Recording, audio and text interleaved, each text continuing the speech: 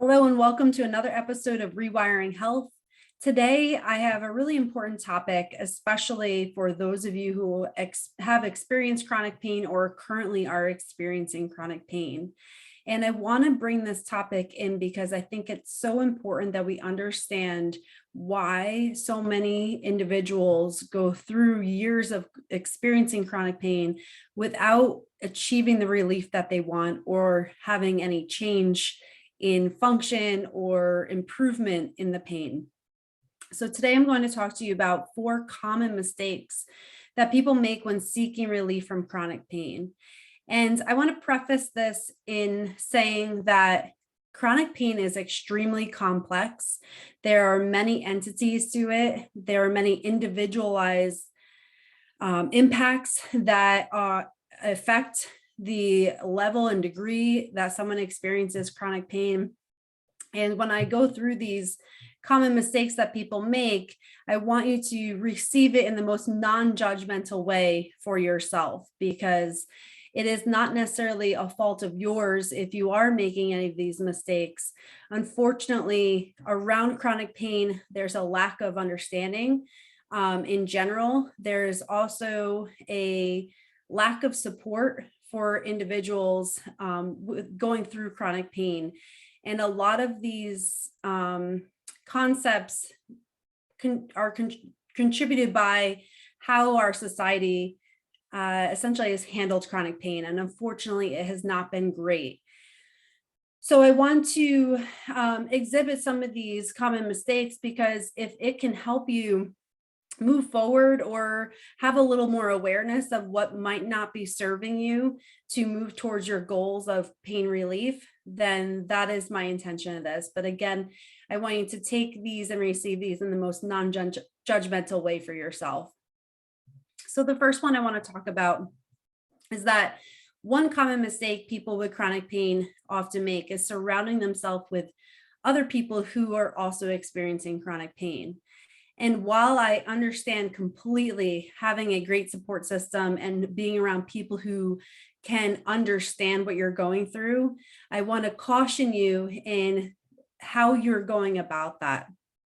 I have been part of a lot of Facebook forums and Facebook groups, chronic pain groups, chronic pain management groups.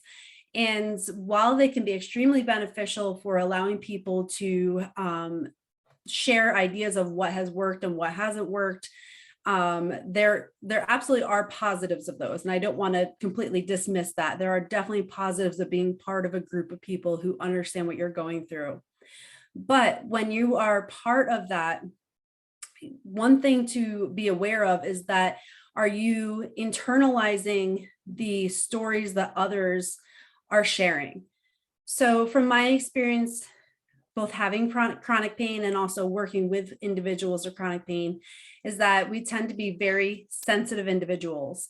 A lot of times you can hear a story and you can almost feel what that person's going through. You're very empathetic to them. And a lot of times it's hard to separate yourself from what their story is to what your reality is.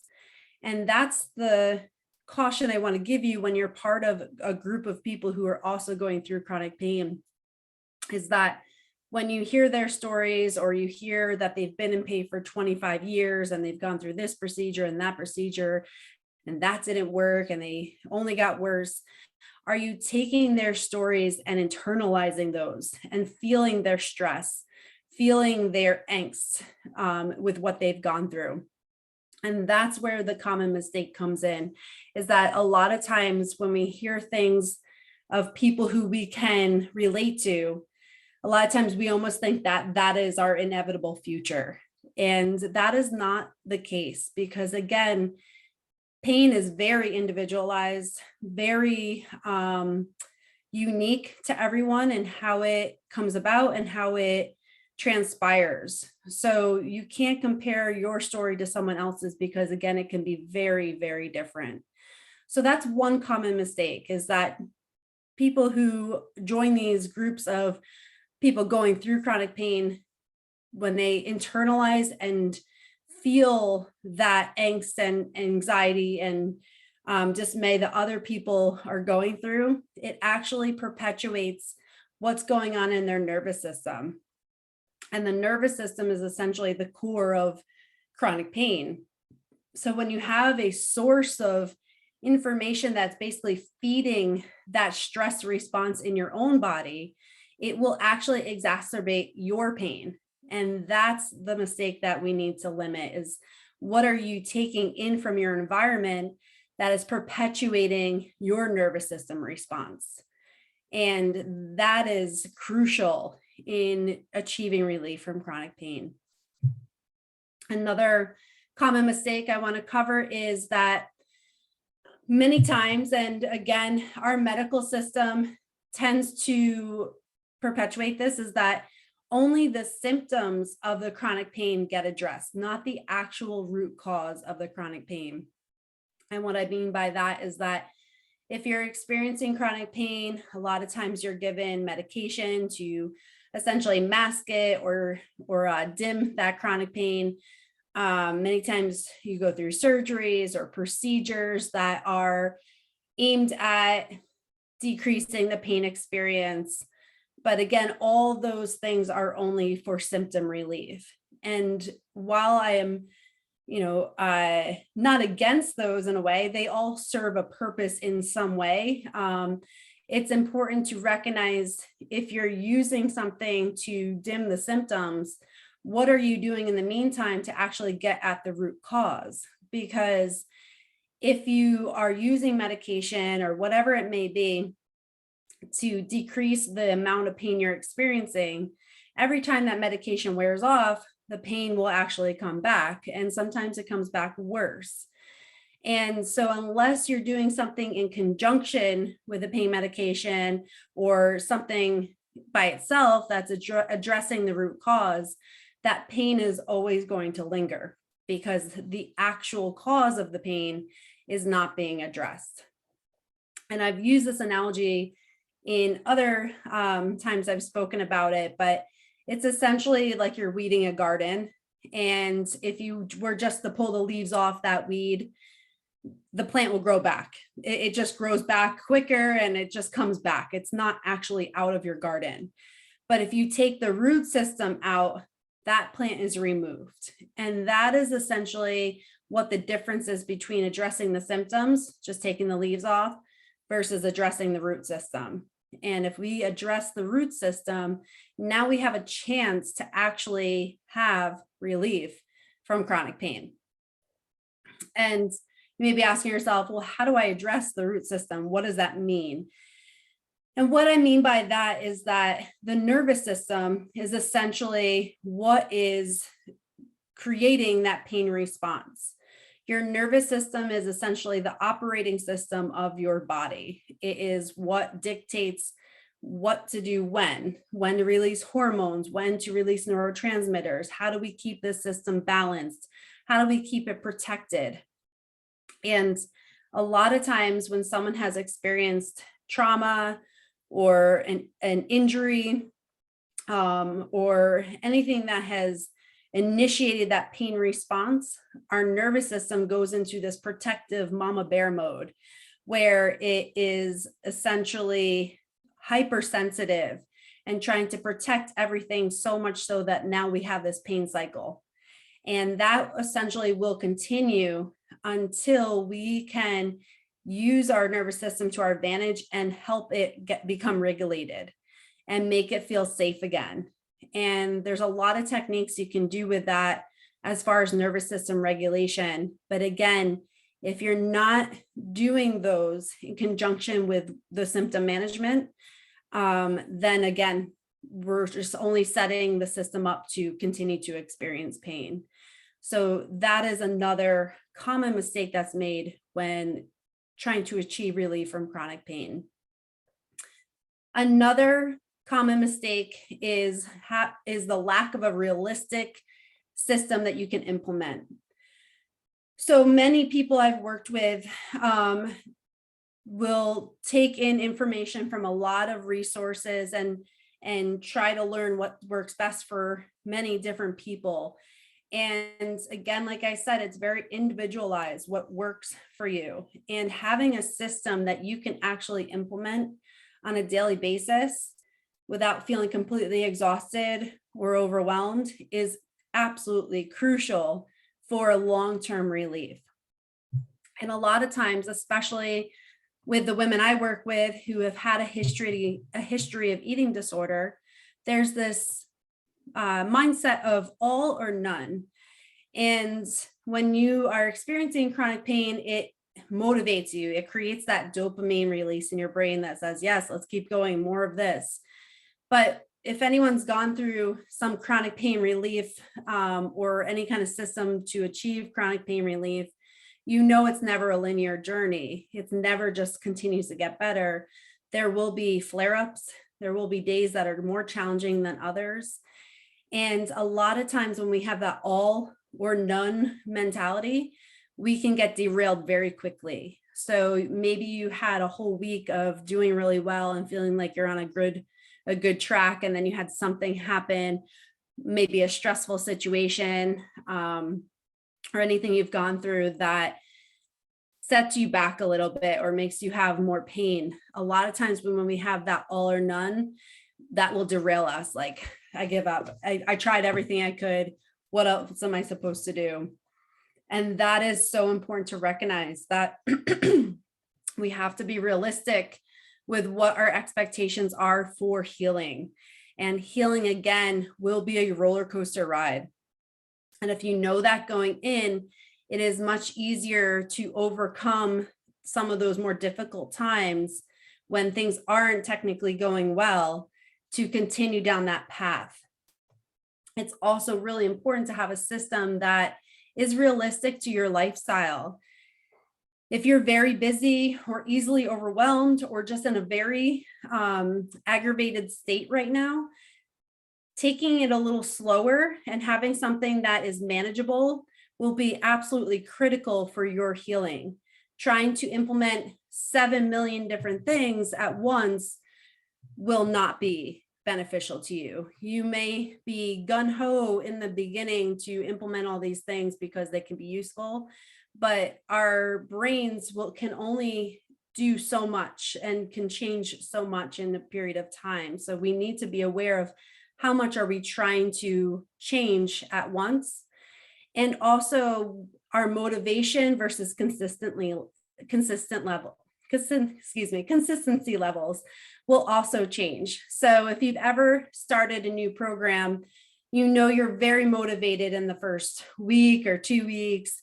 And then as it becomes kind of old hat, your motivation tends to kind of die off and it becomes harder to implement those things.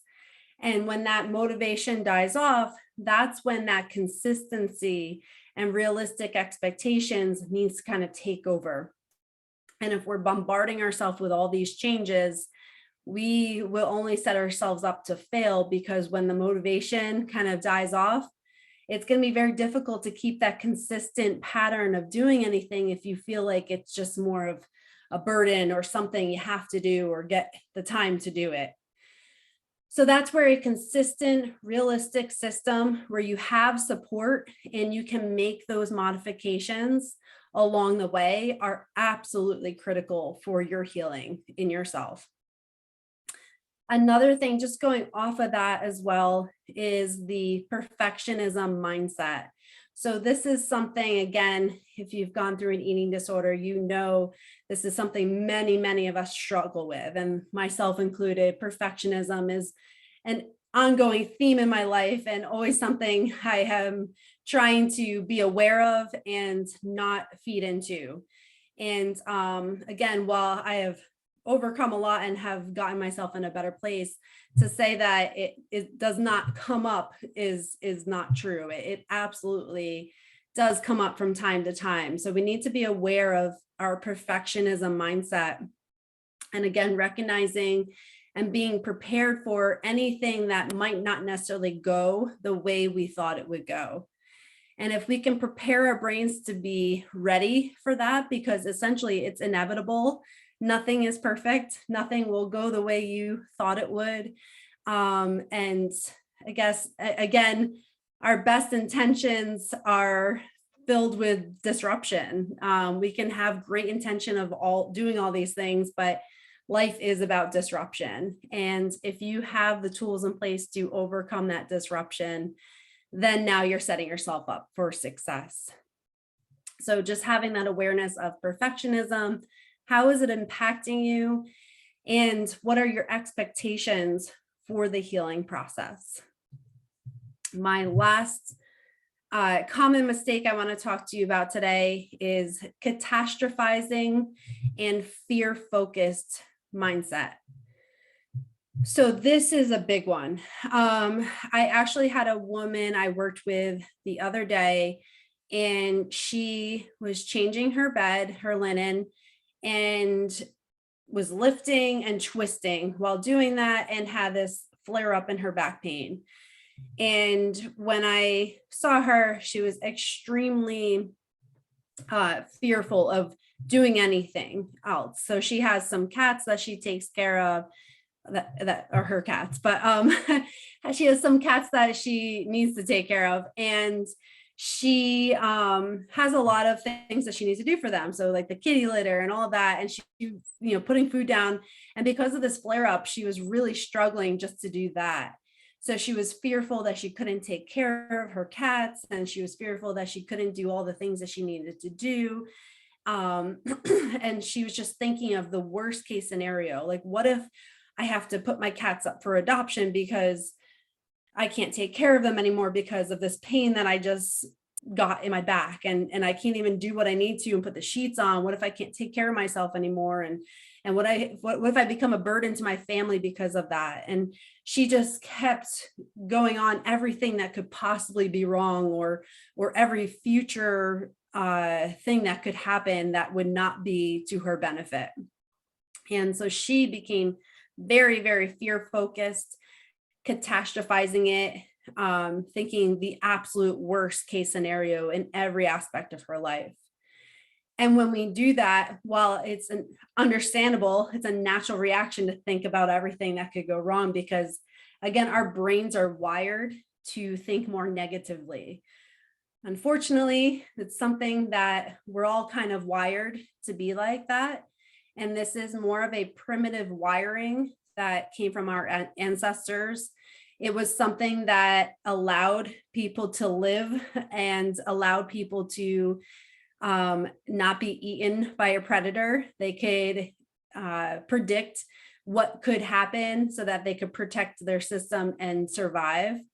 So again, something that is hardwired in our brains to tend to think more of the negatives. But in this case, in more of the modern world and what we deal with on a daily basis, it does not serve us. And it has become a very maladaptive trait for many to always think of the negative scenario. So again, if this is you, don't judge yourself for that, because it is a very natural human reaction, but awareness of it is absolutely critical for your healing process.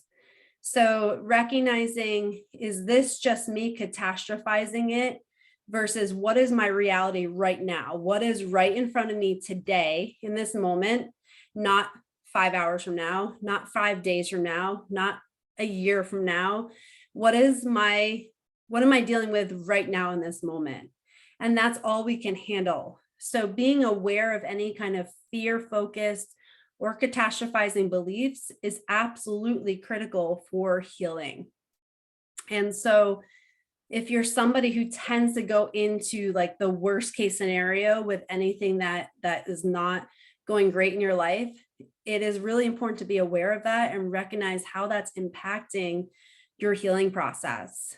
And going off of pain science and the neurology of pain, or the nervous system and how it interprets pain, when we have these catastrophizing beliefs and fear-focused beliefs, we tend to get into a more of a stress response. So our sympathetic branch of our autonomic nervous system starts ramping up in a way to say, we need to protect you because there's something that's going on that is threatening the system. And again, our brains aren't great at knowing and differentiating what's real versus what we interpret to be. So when we catastrophize, even though we can't predict what's going to happen in 5 years, our brains sense that fear as being our reality for right now, and it responds to it. So when you're going through any kind of fear focused response, catastrophizing, stress response, you'll probably notice an increase in your pain sensitivity because of that. And that's what we need to be aware of and start managing what our truths are versus what our brain is interpreting to be true. So that's another big mistake when we don't have a system in place to kind of cut off that catastrophizing and fear-focused behavior and thought process, or not at least recognize it for what it is. So those are my 4 common mistakes that I've seen with people with chronic pain. And I think it's so important to recognize these and see if these kind of fit how you are interpreting things or how you're managing or behaving or trying to seek relief in your chronic pain journey. So again, number 1 mistake, surrounding yourself with people who have chronic pain and owning their stories. Number 2, only addressing the symptoms of pain.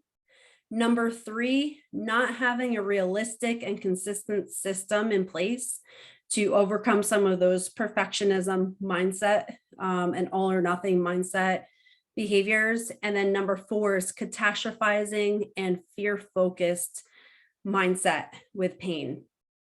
So I hope that helps to kind of serve you if you're someone who is going through chronic pain right now, or have had it for many years.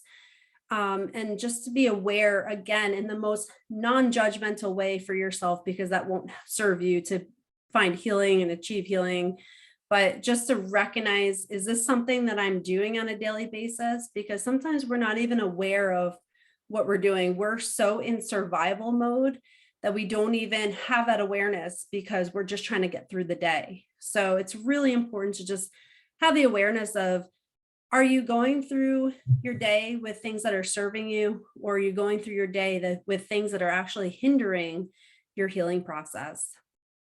So if you found this helpful, please feel free to leave a comment, a review below, subscribe to the channel, and I would love to hear from you. I think it's amazing to hear from listeners and viewers and any insight they have into anything I said today, or any kind of questions or comments. I would love to hear from you. I hope that helps serve you throughout your day, and enjoy the rest of your day.